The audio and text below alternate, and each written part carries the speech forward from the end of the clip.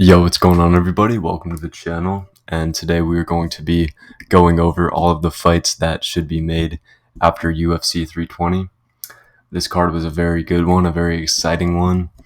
We had a lot of very good performances from different fighters. So, yeah, we're just going to get into it. First up, we have Alex Pereira versus Tom Aspinall. So, I think that at this point in Pereira's career, moving up to heavyweight is a good idea.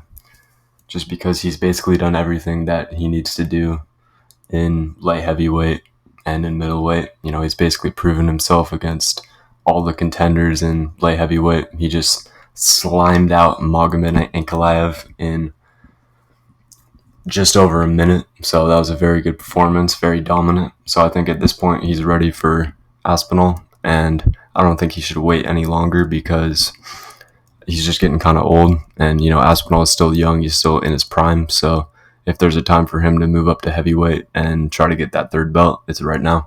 And I think he actually has a decent chance against Aspinall. I still would favor Aspinall in this fight, but it's a fun fight.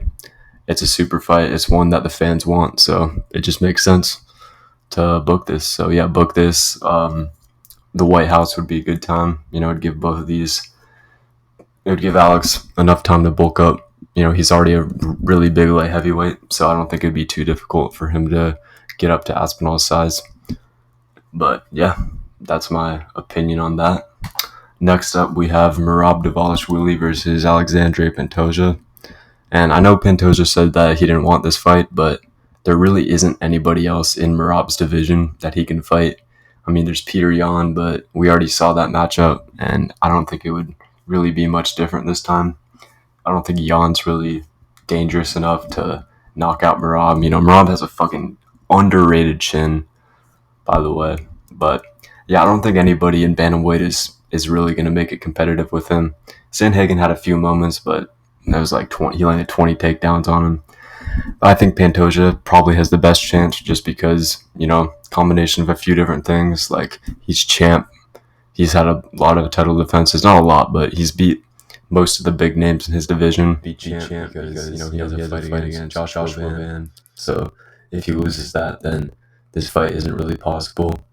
And I don't really want to put Merab versus Van. I just think Van's he's already a small flyweight, so I don't think he'd be able to move up well. But if Pantoja wins, I think he should fight Merab. I know he said he wasn't interested, but he also said that he just wanted to have more fights at flyweight. But the reason I am making this matchup is literally just because I don't see anybody that's going to make it competitive with Merab at bantamweight.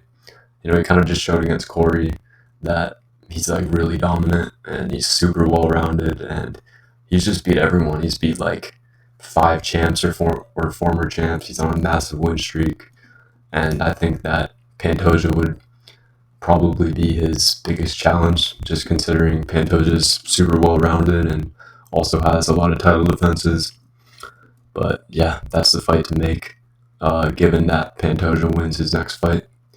But if he doesn't, then I don't know, maybe you could do Merab versus Yan again. I think that would just go like their last fight. Or you could have Merab move up a weight class and try to have a crack at the featherweight belt, maybe against Volk or something like that. But this is the fight that I want to see if Pantoja beats Van.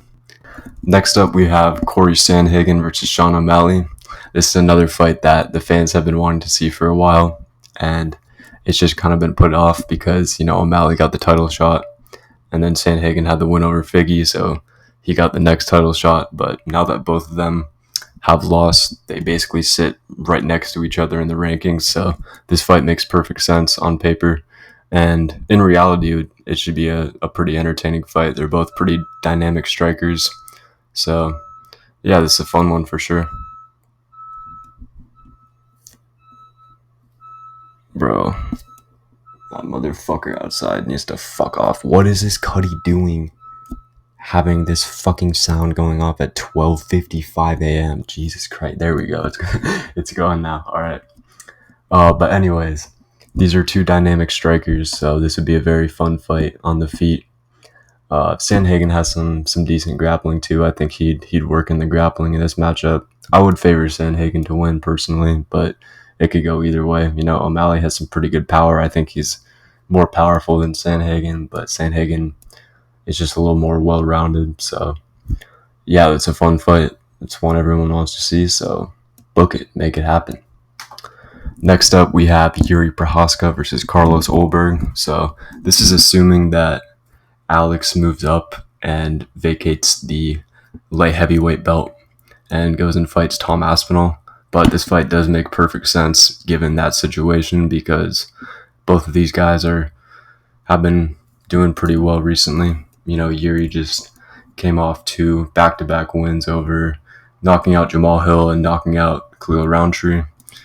He's a big name. He's a fun fighter. He's entertaining. He's dynamic. And yeah, he wants a shot at the title, and I think he deserves one. And I think Carlos Ulberg does as well. Carlos Ulberg is on like a 9-fight win streak. So some people say he's a little boring, but I think he definitely deserves it. He just knocked out Dominic Reyes in the first round. So given that if Alex Pereira moves up, this fight makes perfect sense. Book it for the vacant light heavyweight belt. And I think this will be a pretty good fight. I think Yuri Prochazka will win. Next up, we have Khalil Roundtree Jr. versus Magomed Ankalaev. I think this fight also makes sense because Khalil was doing pretty well in the first 2 rounds. He won the first 2 rounds against Yuri before he got knocked out. And Magomed Ankalaev just came off, obviously, getting slumped in the first round by Chama. I think this fight makes sense. It gives Khalil a chance to bounce back and maybe after this one get another title shot if he does an exceptional job. And Ankalaev, besides Pereira, he's one of the best fighters in the division. He has wins over a lot of different people, and he was number 1 contender before he fought Pereira, and then he just had the belt and he lost it. So I think this is a good fight just to see where both of these men stand in the division. And I think Khalil actually has a decent chance here. I'd probably favor Magomed just because I think his cardio is a little bit more proven over 5 rounds and he's a little more well-rounded, but I wouldn't count out Khalil. He has a lot of power and he has the ability to make things ugly for sure. So this is a fun fight. You can make this a number 1 contenders fight. The winner could fight the winner of Yuri and Ulberg. So, yeah. Next up, we have Yusuf Salal versus Yair Rodriguez. Now, I know a lot of people might not agree with this, but I think this is a good fight. I think Yusuf Salal is actually pretty entertaining.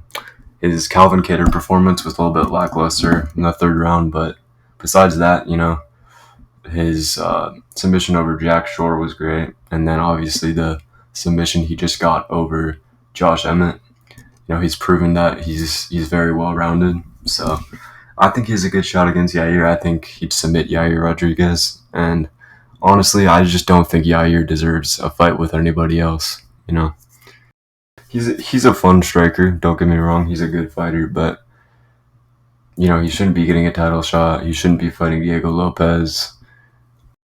And I think this fight would be pretty competitive on the feet, and I'd give the edge to Yusuf Salal in the grappling. So yeah, book this one. Next up, we have Joe Pyfer versus Roman Dolidze. Now, some people might say that I'm pushing Pyfer too quick, but I think this is a good matchup. I think it's a pretty fair matchup. Joe Pyfer's been in the UFC for a little while now, and his last loss was to Jack Hermanson.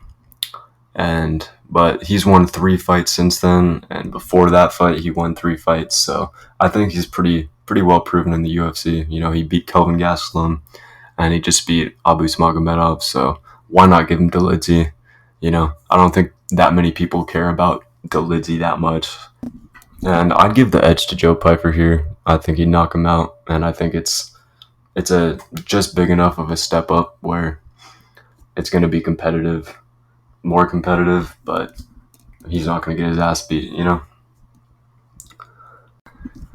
Next up, we have Oteba Gautier versus Marvin Vettori. Now, this is another middleweight prospect versus a ranked fighter, but I think this is pretty valid. Marvin Vettori I believe he's ranked 14th now, so it's a little bit of a lower level ranked fighter than Roman Dolidze, who I matched Joe Pyfer against, because I think Ateba is a little bit less proven in the UFC, but he has a lot of aura, and he's been just absolutely dominating his opponents. So this one's definitely more controversial than the Joe Pyfer one, just because, he hasn't really fought any big names yet, but I still think this is a good fight just because I just think that he beat Marvin Vettori.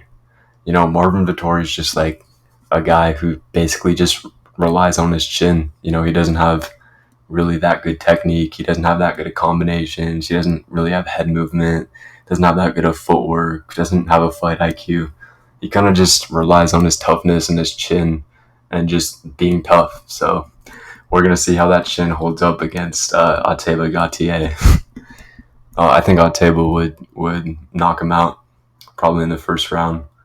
And yeah, people might not agree. They might say that I'd be pushing him too fast, but again, it's Marvin Vettori, so I just think he'd win and he'd do well.